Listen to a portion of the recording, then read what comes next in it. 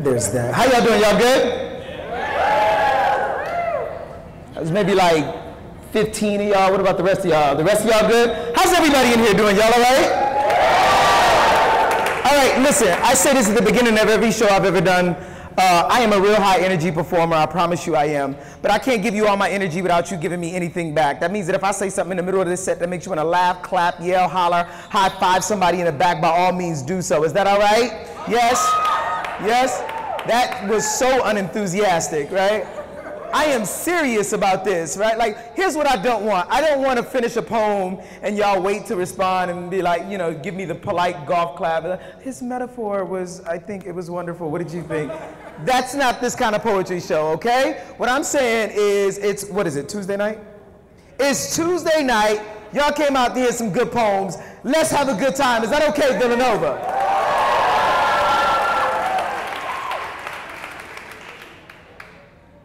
All right, I'm gonna start with this one.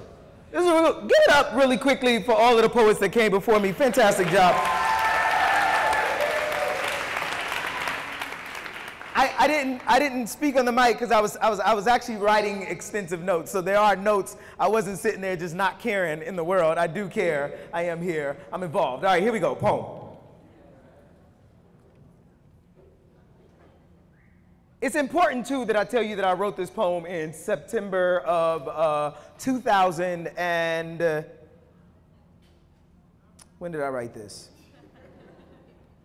That's horrible. September of 2008, I believe. Yes. I wrote this in September of 2008. It's important because otherwise I look crazy like, oh, where have you been? Things have happened in the world. So I really want to put that out there. All right, here we go. Poem. It's called On That Faithful Morn. On the day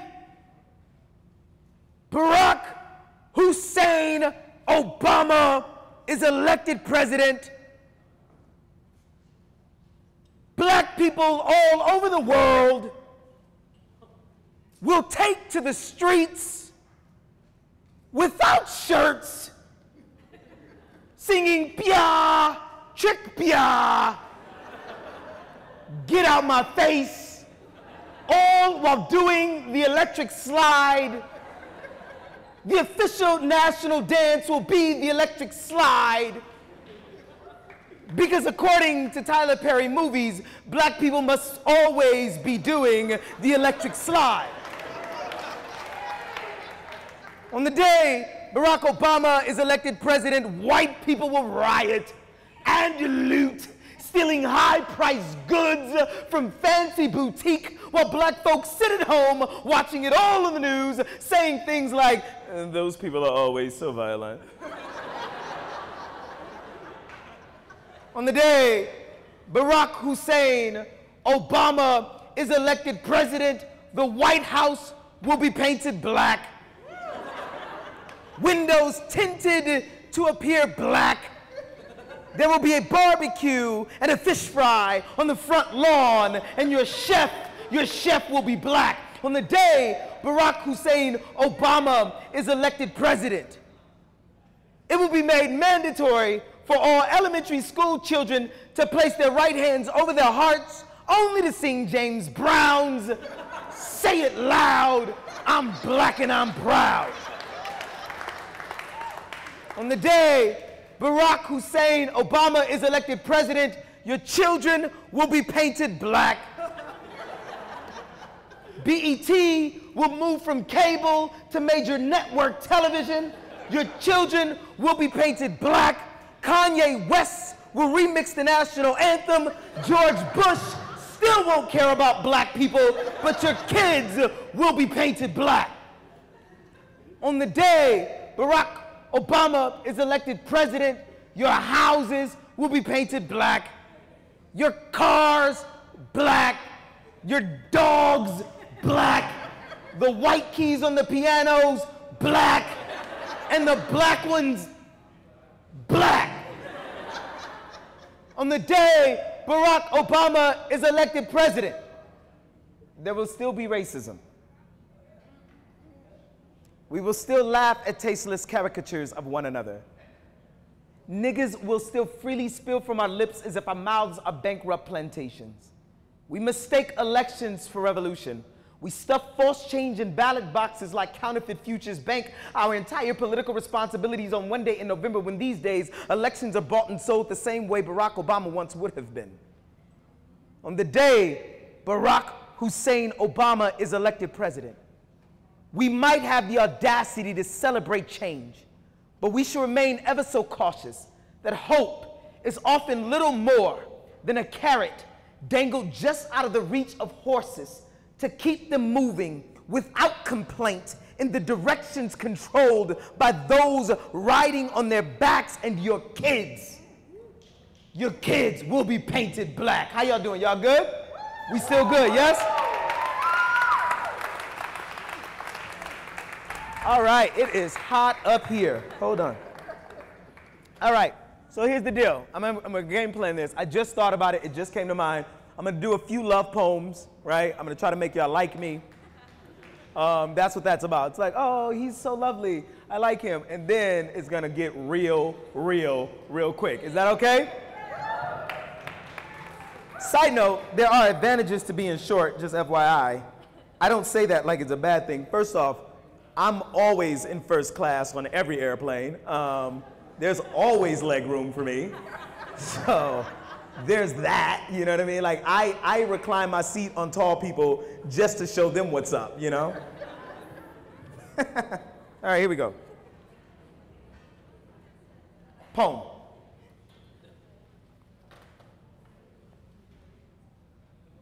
Okay, I'm gonna do this one.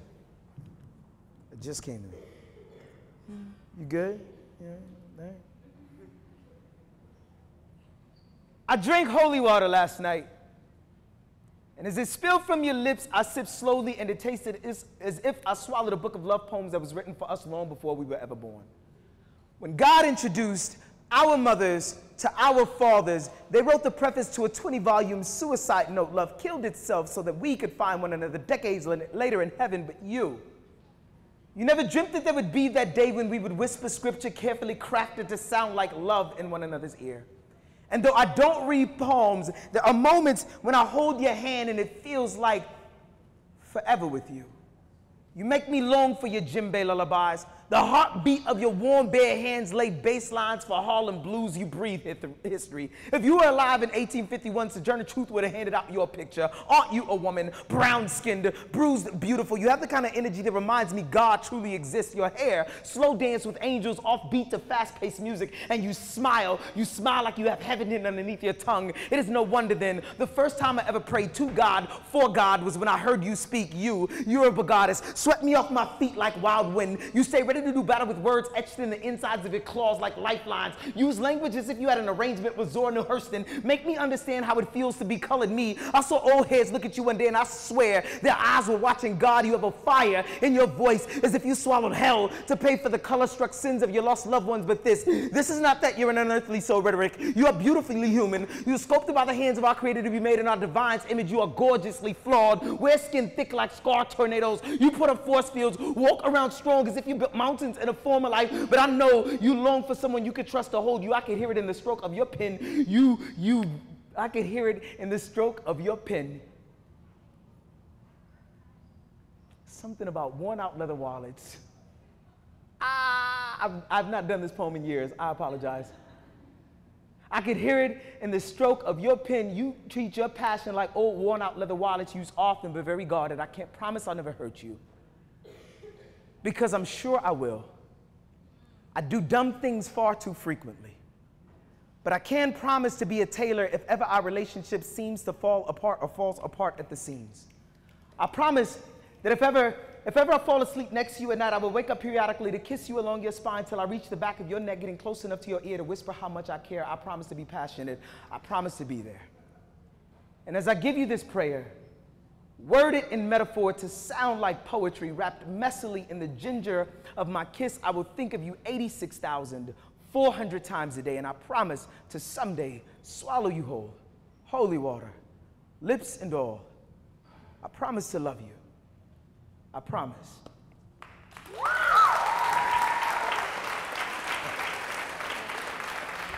Okay, it's hot. It's real hot. Huh? Oh, you said what? No, it's good right here. All right, we still good though? Yes? Y'all still with me? So that relationship ended awfully, that poem I wrote about. True story, it's the worst breakup I ever had. It ended terribly. She was a poet too, so she was a poet and she's a great writer. And we promised each other we wouldn't write poems about each other after we broke up with one another. And she wrote poems about me that were tough to hear, but they were beautiful, so I was torn, right? I appreciated the craft of the poem, I just didn't like that she was talking about me. So I didn't know how to handle that, but we promised each other we wouldn't do that, and she did it anyway, and that hurt my feelings. So I wrote a poem in response.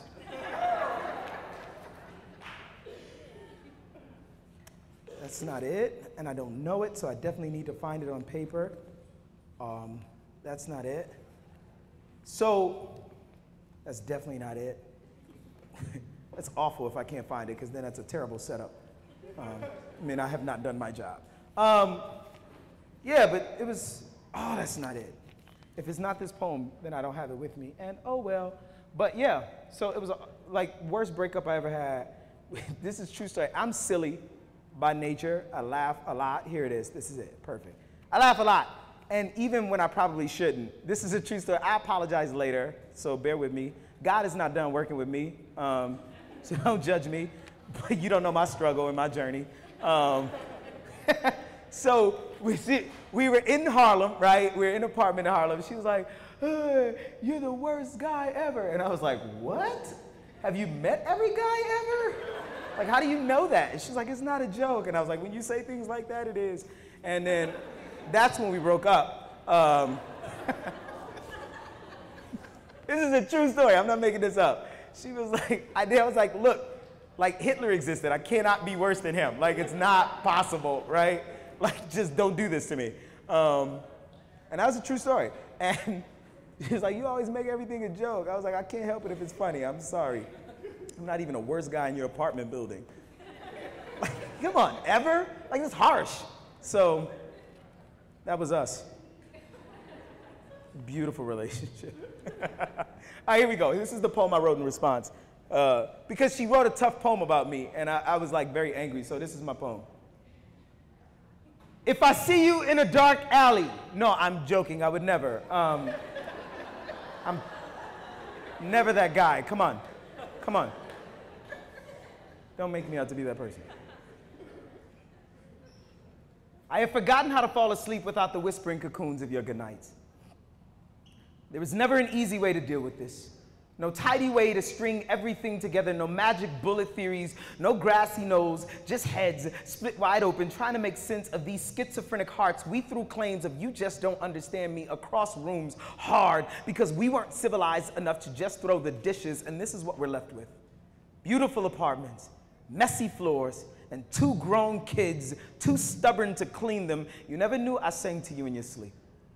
Never knew how many restless nights I spent tracing my finger along your back, praying that the day I turn and walk away from you would be the death of me, that my skin would learn to burlap, my mouth would learn to whistle razor blades, be a bloody gummed, slit-lipped mess of beautiful, and God would smack me in the face with a well-worn Bible, a long-lost love story, or a poorly written gospel song, but I sang it to you anyway. Watched as you smiled in your sleep. Someone must have been telling you a bedtime story, you wild woman you, who tries to play hip-hop with a harp while moonshining bass lines and spinning your vinyl on your fingertips. There is a song in you, woman, pressed somewhere between the sugarcane of your lips and the clear blue beaches in your voice. It is exactly where I always wanted to be, and all I want to do is fall asleep again, whisper the stars alive again, bleed the moon dry for me once more, sing me heaven anew, like the night we drank your city till 5 in the morning, punch drunk. It was a time when your kisses taste more like home and mine felt more like forever. I remember how the night breeze danced with your hair like lightning in a firestorm. So beautifully violent you were, like Guernica, like a revolution brought to you in Univision and surround sound, like my heart hurting. And I wish I had a more clever way of saying that, but I don't.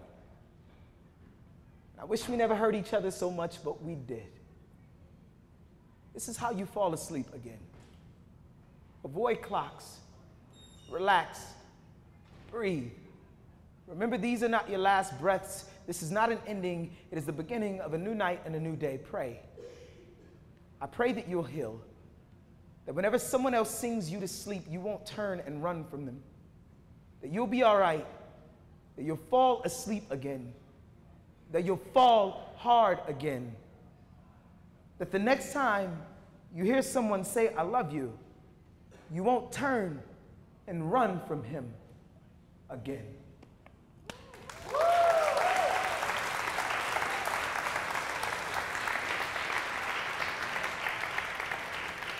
I really was going to write a messed up poem. My mother came and she rubbed my hand. She's like, don't do it. Pray. And I was like, oh, how dare you for having wisdom. All right, here we go. Poem. A warning letter from Michael Jackson to Justin Bieber. This isn't my true poem. I like the Biebs. He's out of control. All right, here we go. He's walking around with his shirt off for no reason. Like, put a shirt on, man. Hey, you know what I mean? You know what I'm talking about. You see the pictures. All right, here we go. Poem. So you're me now, huh? You golden white boy with a jazz saxophone for a voice that could only be drowned out by your loud sneakers and your matching fitted caps they named you heir apparent to the throne. You had the nerve to wear that leather jacket at the Grammys without my permission. I nearly treated it as if it were a terrorist act against the crown, but I know puppets when I see them. I only wonder who controls your strings. Is it the same person who perfectly coiffed your hair, who dipped you face first into a pool of beautiful, got you rocking your swag as if you invented it? And I remember being there, a wide-eyed boy with an even wider nose, just happy being dope, but then too doped to be happy. Justin, in Hollywood, they put their stars into the ground for a reason, but you don't have the courage to be a beautiful corpse. Your chest can't handle the weight of this kind of tombstone. I wonder how much you even know of blackface minstrelsy. Does Burt Williams haunt your dreams? Who gave you them educated feet, taught you to smile and sing pretty like good black folk without the makeup? Sometimes you're the saddest clown I've ever witnessed, but I know you're not to blame. They are. They do this to us. I bet you thought your face would always get good gas mileage, and here you wonder why I tried to update my own model to something more streamlined, more efficient. Plastic surgery makes picture perfect. Silly boy, you ain't different. You ain't even good enough to be bad. I know something that only a handful of us know, that on some nights you cry yourself to sleep asking, where did my childhood go? The crown too heavy for your head, boy. You ain't old enough to be king. Weird how we make sex icons out of child stars, figuring if we can screw them earlier, we can screw them longer. We both know Britney ain't up and go crazy. Didn't just flip her lid. She tried to shave her tiara off. Royalty ain't all it's cracked up to be. Justin, they will make a mummy out of you so that even in death, someone will prop you up, attach the strings, make you smile pretty, so that your funeral will be your greatest concert ever.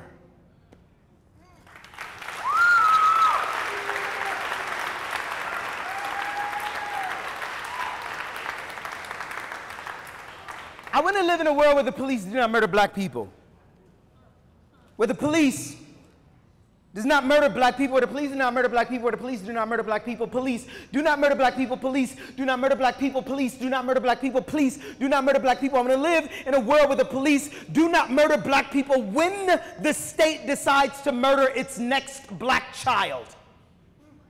Do not protest in silence. Do not sing, "We shall overcome." Remind them of the shotgun in your throat. Tell them there will be no more. Do not tell his or her mother that everything will be okay. It will not. Her chest will be an empty rum barrel, a broken whiskey bottle, an oversung gospel song. She will manage to go on. Black folks seem to always do. But honestly, who should have to go on like this? The father will be strong. He will fight back tears in public. He will cry in a back room or in a basement or somewhere else safe like that. He will probably listen to too much Marvin or Miles or Etta or Roberta and Donnie or Stevie or someone else safe like that. Reimagine the vigils. Think about the irony in cutting down yet another flower to honor that child's beautiful life. Pay close attention when the state says this is a time for peace. They are admitting that when they fired the first gun, it was clearly a time of war. Do not sit quiet. Do not whisper unless it's for strategy. Do not make another black ballad to be used in the soundtrack to yet another crappy movie about racism 3 decades from now. Do not go gentle. Do not turn the other cheek. Yell, scream, show them your claws, your fangs. Be the monster they always thought you were. Show them the anger, the hurt, this hurts, it hurts, it hurts.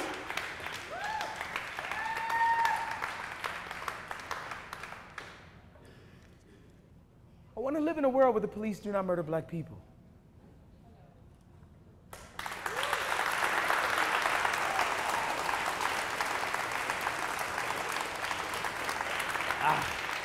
Y'all still with me? Oh, I'm creating a narrative here. It's going to be good, I think, at least in my mind. And that's all that matters. My mother's going to say, how'd it go? Killed it. And my mother goes, boy, what's wrong with you? I go, you raised me, so mother up. So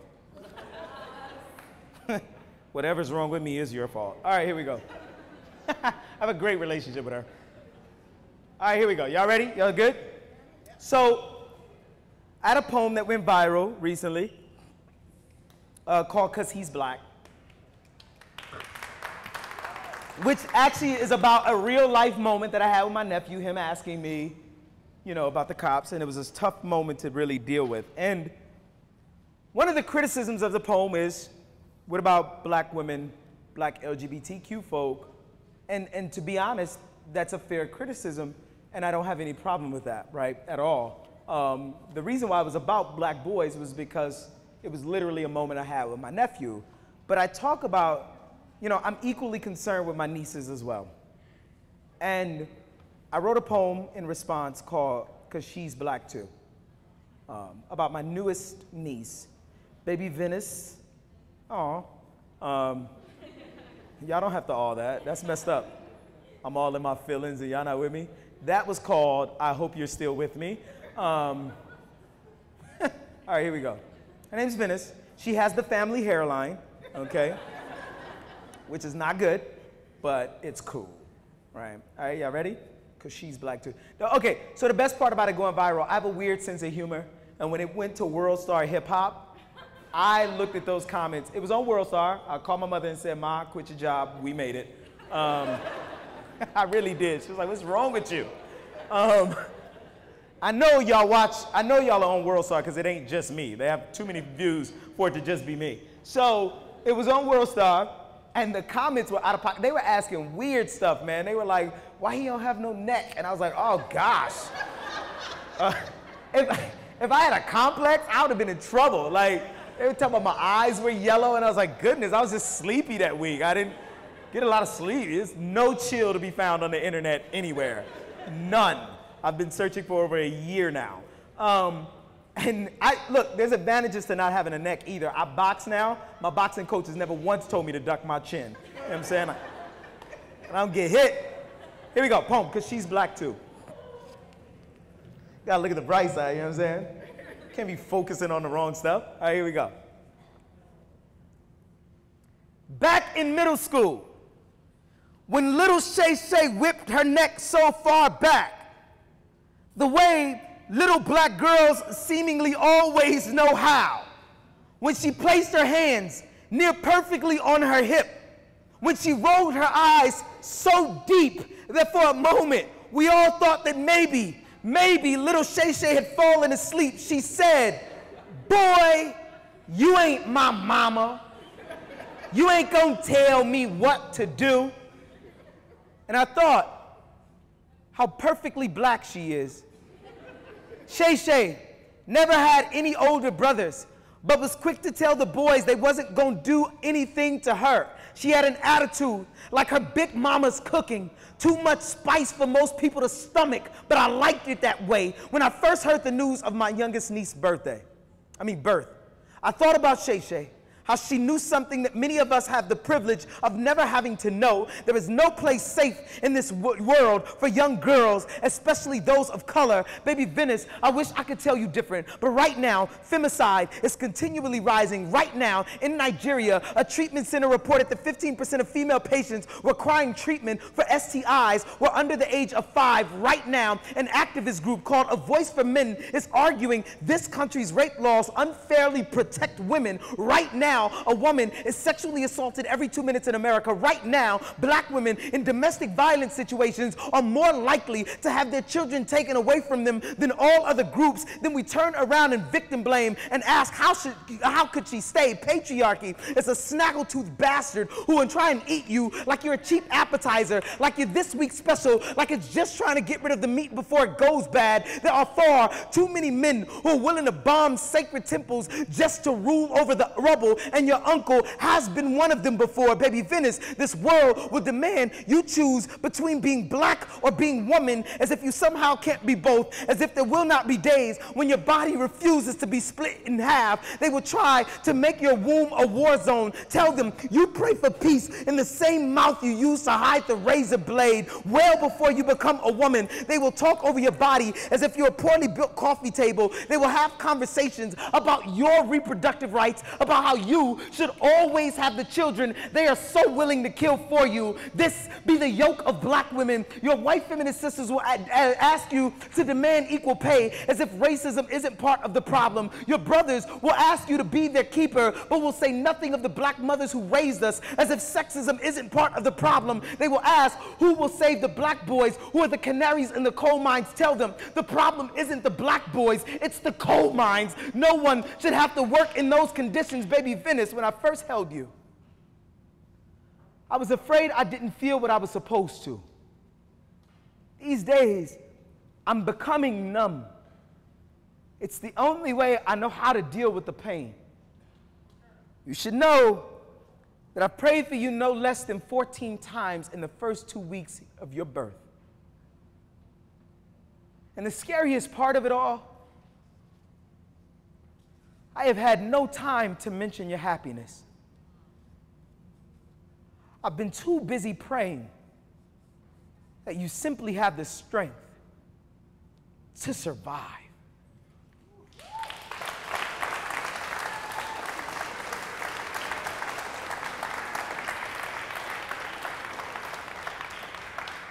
All right. We good? Y'all good? All right, here we go. Yes? Okay, is that what we doing back there?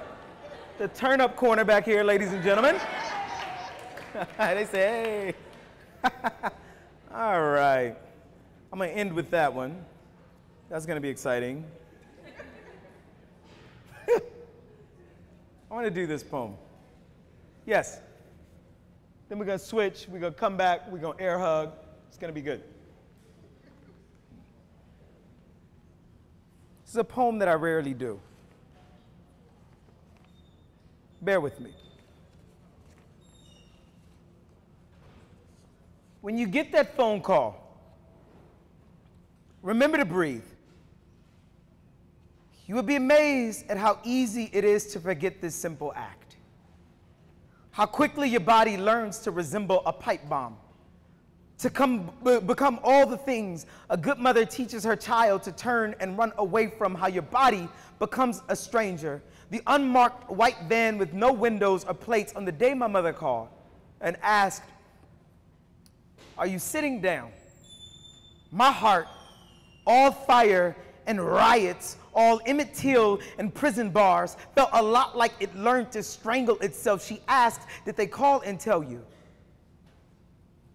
"Your granny passed today." I folded hard. Boys are never made to break this easy, you know. Never enough building of brick and mortar, of shiny steel beams to shatter because of one plane crash. Taught early we are more heaven than human, more God than ground, only to find out we are nothing more than loosely assembled cinder blocks, afraid that any bit of rainfall might be the next hurricane that blows it all away. The last time I saw her, she was white Sunday school dress frail. She was Arkansas pretty. The kind of woman who loved as if humans were made to jump out of airplanes without parachutes. She kept asking me about a son I never had. Confused me with my cousin, then my uncle. It is hard to watch someone's mind give up on them well before their body decides to. To see death play hide and seek with their memories, it is difficult to watch someone's mind struggle to breathe. See, my granny would tell us stories. Told me as a young, high yellow black girl in Arkansas, she was a good speller. Won all the competitions, she'd say, by remembering all of her words. Boy, I could remember, she'd say. I remember her bringing me in close. She said, honey, you don't know love until she forgets your name. Until she stops in the middle of the story to start all over again, tell you something you've heard before, and you sit there with a grin on your face as if you're hearing it for the first time. See, when we were younger, my granny would tell us stories, right? She would smile, kind of the same way the Grand Canyon seems to open itself up for the sun, and say, honey, you are so smart, just like your dad. She would pull me in closer and say, honey, you don't know love until she forgets your name, until she stops in the middle of the story and you sit there. My granny would tell us stories, would hold us close. Did I tell you that? Later, my father called. A man I haven't talked to in years, crying to me about his mother, and I never wanted to muster the energy to feel this sorry for him. He, all dark alleyway and halfway house with too many broken promises, missed phone calls, and empty gin bottles. I asked him if he remembers her stories, how difficult it was to ask if she remembered things like my name. I wondered if she remembered me as I am, all black and brown and broken knuckle, that I was all fangs and smiles, that I loved harder than I ever hated. I needed her to remember. My granny would tell us stories. Did I tell you that? That she would stop in the middle of them. Honey, she'd say, when you get that phone call, remember to breathe. You would be amazed at how easy it is to forget.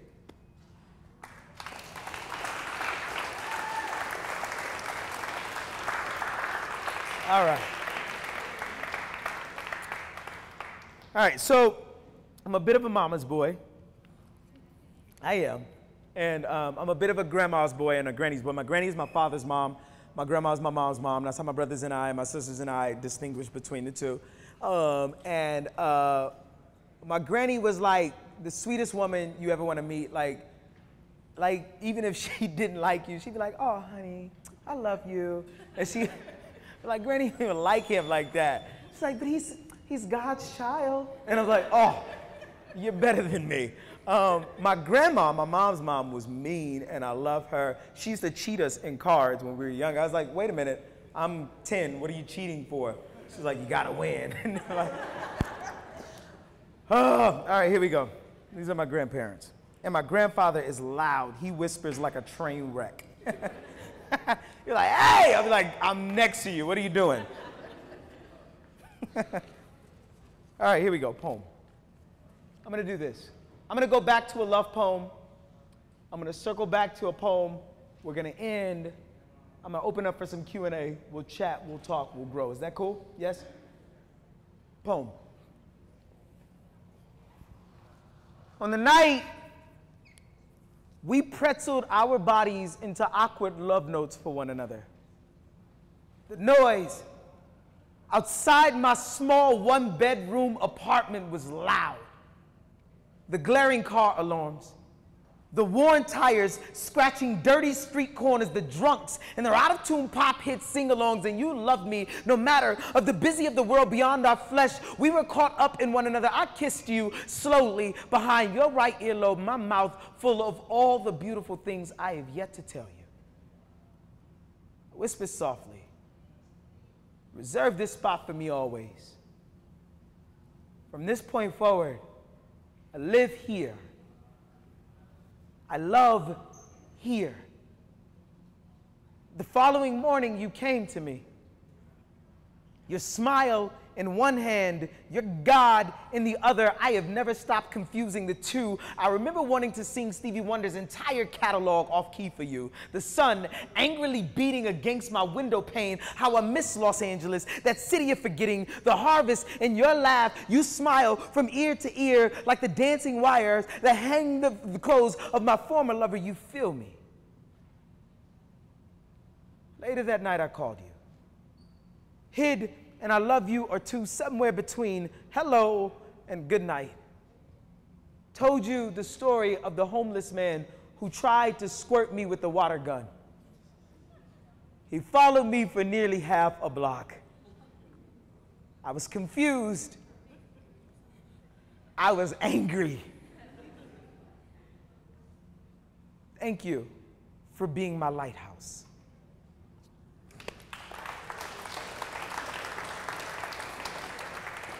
That was a true story. This man tried to squirt me with a water gun.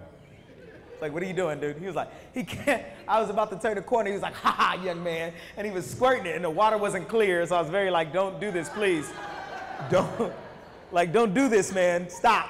Stop. He's like, ha ha ha ha. I was like, no, ha ha, nothing. And then I had a friend, and notice that I put it in past tense. I had a friend who called me later. It was like, yo, man, I saw you running down the street. You good? I was like, first off, how come you didn't stop? We're not friends anymore. And that's that story. Like, you saw me in distress and you kept driving? It was reckless. All right, here we go. Poem.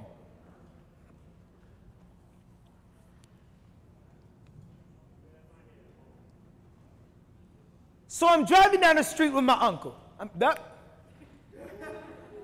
happened before, too. I drive with him, too. He's a mad cool dude. So I'm driving down the street with my 4-year-old nephew. He knocking back a juice box, me a Snapple. Today, y'all, we are doing manly stuff. I love watching the way his mind works. He asks a million questions. Uncle, why is the sky blue? Uncle, how do cars go? Uncle, why don't dogs talk? Uncle, uncle, uncle. He asks uncle, uncle, uncle. He asks uncle, uncle, uncle, as if his voice box is a warped record. I try to answer every question I do. I say it's because the way the sun lights up the outer space.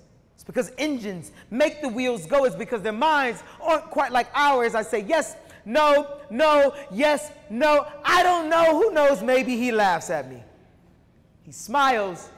He looks out the window, spots a cop car, drops his seat and says, oh man, Uncle, 5-0, we gotta hide. I'm not happy with the way we raise our black boys. I don't like the fact that he learned to hide from the cops well before he knew how to read.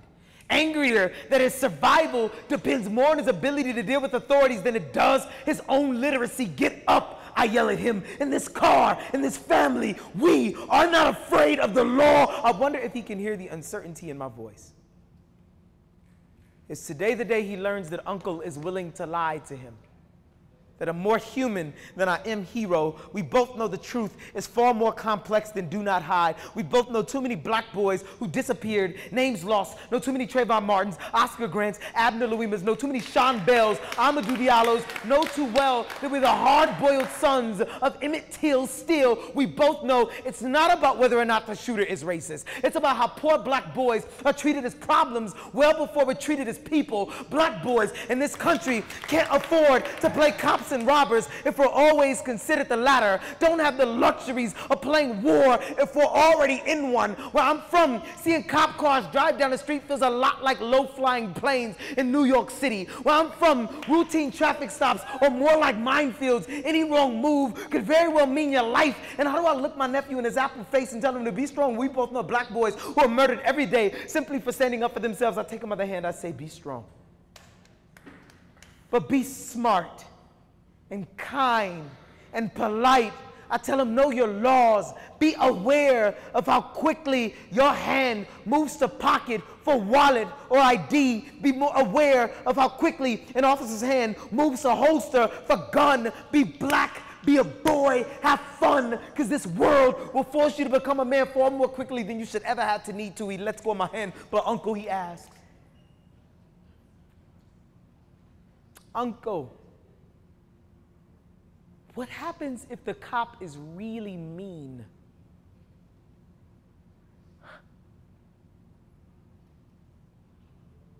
And it scares me to know that he, like so many other black boys, is getting ready for a war I can't prepare him for.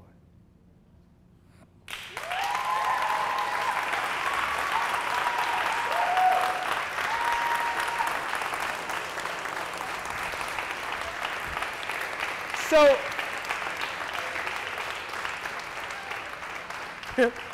all right, so here's the deal. It's gonna be my last poem. We'll Q&A it up. Thank y'all for having me. It's been beautiful. You know what I'm saying? I've always wanted to come to Villanova. It's cool. My uncle really likes your basketball team, so I grew up watching the basketball team. So when I told him, he's like, oh, that's dope. You gonna catch a game? I was like, no, because, you know, the season hasn't started yet. He's like, ah.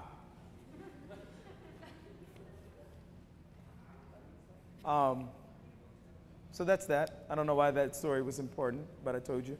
Now you know something about me. I'm gonna do this poem.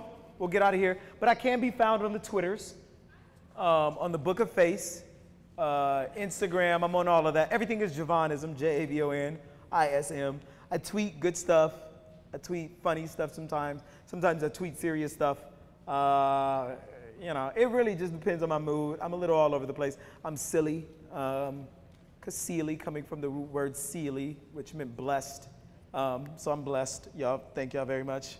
Y'all could use that if y'all want. You don't have to. It's up to you. But I say that to say, thank y'all for having me. Do find me on all of the things you kids do today online. Twitter, Instagram, Facebook. I'm there. And say what's up. Tweet me out. Holler. I'll holler back. All right, here we go. This poem is called A Few Thoughts on What Happens to All of the Black People in Futuristic Sci-Fi Movies, or I really need to know what happens to us because I'm black. I'm serious. I don't know. I watch a lot of futuristic sci-fi stuff, and I'm like, where are the black people? Where did we go? What did y'all do? What happened? Like, it'd be like two black people. I'm like, wait a minute. I need answers before I could keep watching this show. Like, something happened, and they don't tell us. So I took the liberty of writing what I think happened. Because, you know, they're not filling us in. I'm serious. I be struggling with this because I really like sci-fi. I do. I really enjoy it. It'd be like one black people, like, wait a minute. And I got a lot of questions. I need a lot of answers. So y'all are welcome. You can use this in your classes. Oh, I'm hilarious to me. Y'all don't have to laugh. In the year 2025, we must regress back to apes. We go through the lesser-known process of de-evolution described by Charles Darwin's younger brother, who's less talented, Richard Darwin.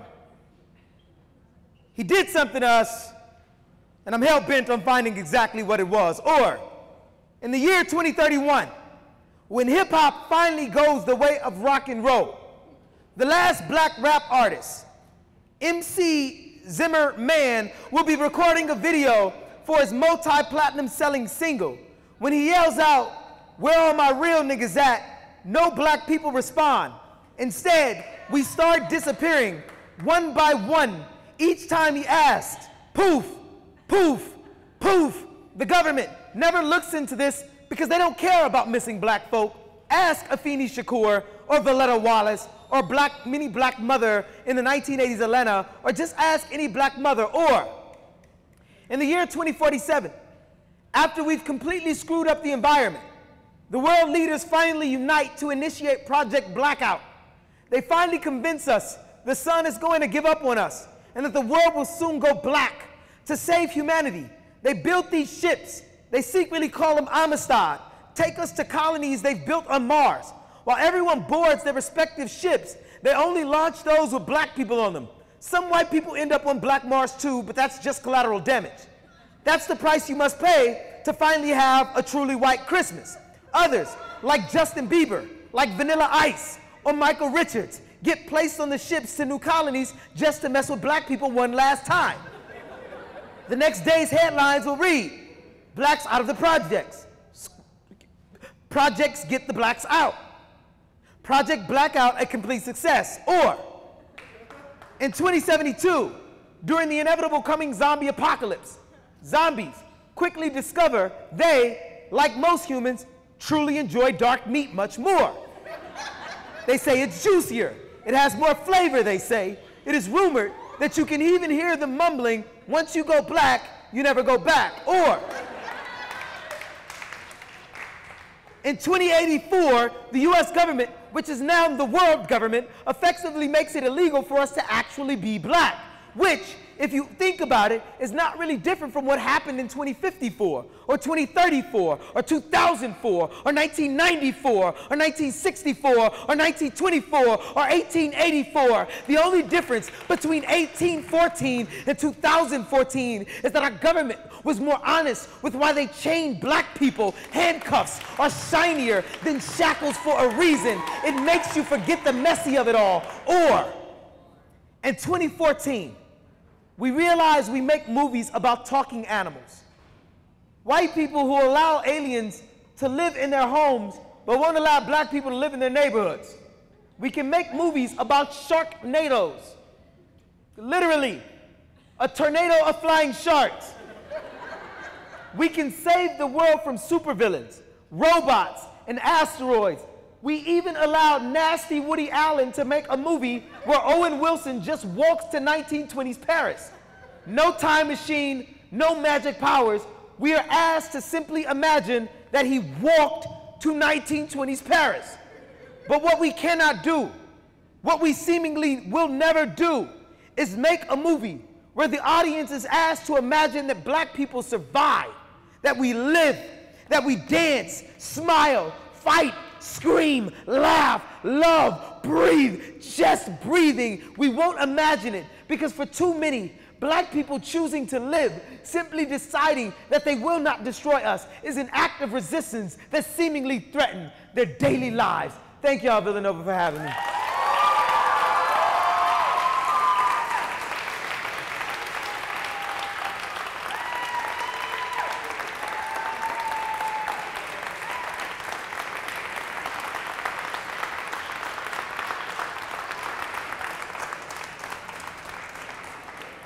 I think we have like a couple minutes if anybody want to ask a question. If not, that's cool. I'll go sit down too.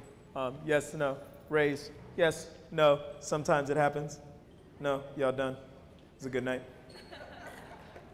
I don't mind awkward. I enjoy awkward actually, so yeah.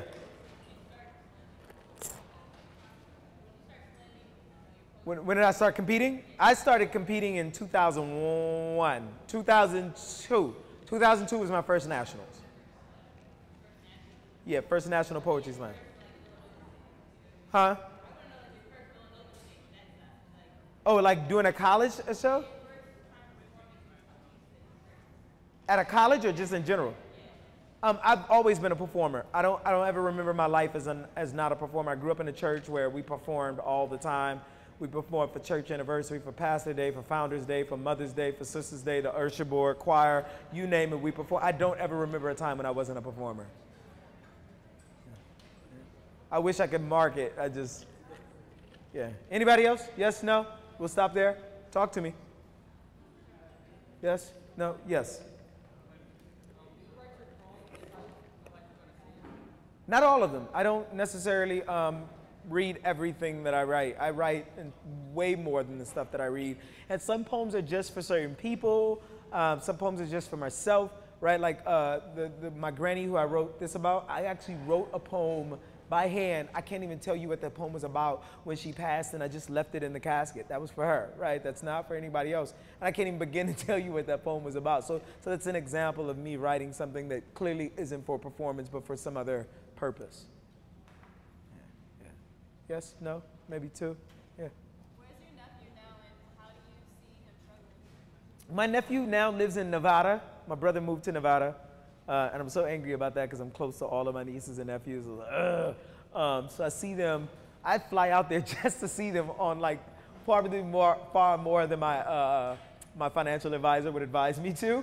But he's good. He's in middle school now, doing well.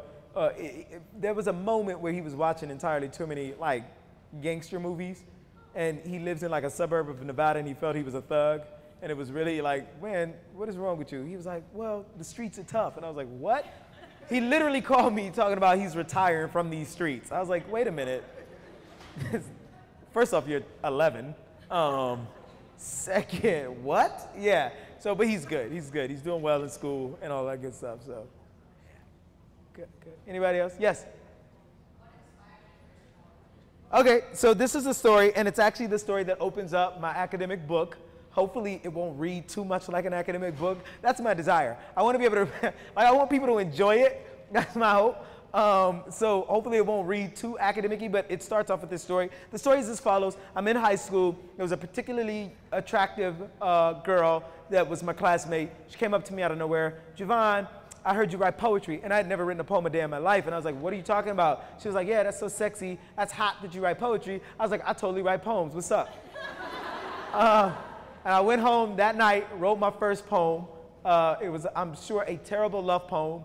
The only thing I can really remember is I said something about her eyes being like the moon, which is awful for so many reasons. But she loved it, and that was when I realized how powerful this was, and I just kept writing ever since. She thought it was great. I'm sure it was horrific. Like, girl, your eyes are like the moon. What does that mean? You know what I mean? What else? Anybody? I'm surveying here. Yes? One more maybe, and then I'll sit down. No? Yes, good sir. Do you want to bring your voice and writing talent to Hollywood? Two. I do from time to time. I've written for Nike. I've written some commercials for Nike. I've written for Showtime. I've written for HBO. I actually wrote for Chuck D for this documentary. I wrote the narration for it. That was actually, it was Emmy nominated, I think. So technically I'm Emmy nominated. And I don't put that on enough things. I was like, yeah, because had I won, I'd be wearing that Emmy right now. Like, I would never take it off. I'd buy a chain for it. And it was like right here. Like, is that your Emmy? Like, yes, what's up? You wouldn't be able to tell me nothing. So I do. And I'm in conversation right now with Nike to re-enter a contract with them again, to write for them again. So there are things I write for. I am talking with some other folks about some other possible things that may come up in Hollywood. It's not my first, my job is, I like live performance, and is a career for me. And I'm also a professor, and that's fulfilling enough. To add Hollywood onto the plate is insane. Hollywood is bonkers, just FYI. To be in back rooms and to sit in like rooms with producers and directors, you're like, really? That's what y'all think? Holy crap, this is crazy. Hollywood is bonkers. There's no other way for me to put that. It's like, wow, okay, we'll go with that. So, but yeah, I do, because it pays well when it happens. So, you know, and it's expensive to live in the Bay Area of California. So I take whatever I can get, you know, yeah. But again, yeah, I think that's the last question. Thank you very much. Oh, one more. My question is just, how do you feel being performing at Villanova, given the nature of your poems and the nature of Villanova? Well, you know, I don't really hold punches. I come by and large, I come from a family that's very big on say what you feel, and we'll deal with it later. That's literally how my family has sort of grown up. Like, I remember one of my little cousins, she was like 8 at the time. She got in trouble for telling the teacher that the teacher was wrong. And her grandmother, which was my aunt, and her mother, which is my direct cousin, first cousin, were like, you can't talk to your teacher. Javon, tell her she can't talk to her teacher like that. And I was like, wait a minute. First off, there is a level of respect you need to have for your teacher, for adults, whatever. But look at the family she comes from. Why else would she, like, of course she's gonna think she could talk to people the way she talks. Look at the way y'all talk to people, right? So this is my family. Like, it's like, well, you feel that way. So I say all of that to say that I've never really had fear of saying what I felt was my truth, right? We can deal with that. We can talk that out. And I have spoken in spaces that are far more conservative than this, far more, trust. And I have railed against Bush in a ridiculously conservative space when he was in office, and I was going off, and they were boo, and I was like, boo y'all, I don't care. This is a true story. And they were like, and then a lot of them was like, well, hold on, we gotta at least respect him for having the courage to say what he says, at least, right? So I don't really feel any kind of way other than, you know, something that we were talking about earlier at dinner. What I believe in is what D. Slaney Madison calls the performance of possibilities. I don't know what will happen after I leave. I don't know what people will take from this. But what I hope is that it will spark a generative conversation that could lead to something. And that's all, you know, as a performer, because I can't control the dialogue post the performance. But I hope that I've sparked enough of something important enough to move people in a way to have some very difficult conversations. I still don't think we talk about racism enough, or sexism, or homophobia, or classism, or any of the other problematic isms we can possibly think of. We like to sweep them by the rug, and here I am going, it's real in your face, and I don't have any apologies whatsoever about that, because if you're comfortable talking about it, imagine how if you're uncomfortable talking about it, imagine how uncomfortable I am living it. Yeah, so yeah, that's how I feel. Good, thank y'all very much for having me. Y'all are beautiful.